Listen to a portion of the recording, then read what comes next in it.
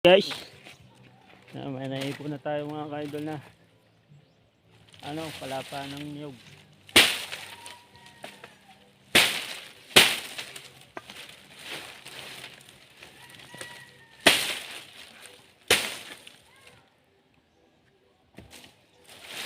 Ang bubong natin dito sa kubo.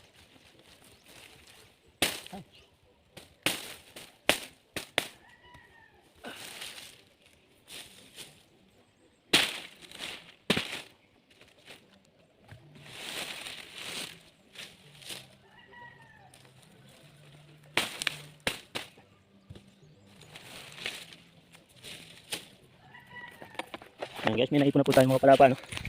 Ang galing natin po ba? Ibububog na po natin dyan.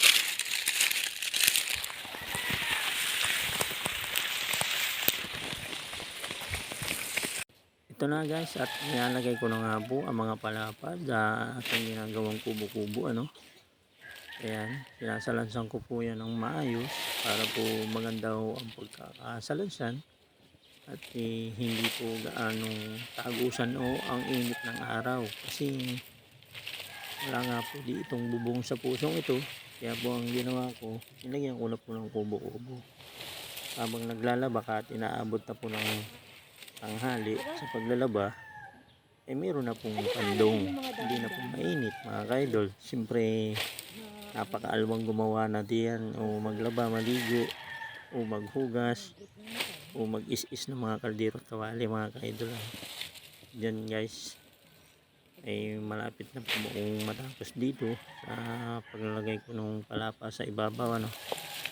At yan naman po ay pagkatapos ko diyan, yun naman o ay aking tatalian na para medyo may katibayan na ano. Ayan guys, inayos ko lang aking camera para makita nyo na tinatalian ko yung aking ginagawa. Isa-isa ko hanggang sa ito po yung matapos ko ay ayan, napakaginhawa na po nito at napakakanlong na po nito dito sa puso. Ayan guys, ang ating munting kubo-kubo dito sa puso, sa labahan mga kaidol. Okay na, tapos na. Paki-like and share po ng video ko, paki-follow po at payaka po mga kaidol. Thank you, bye bye po.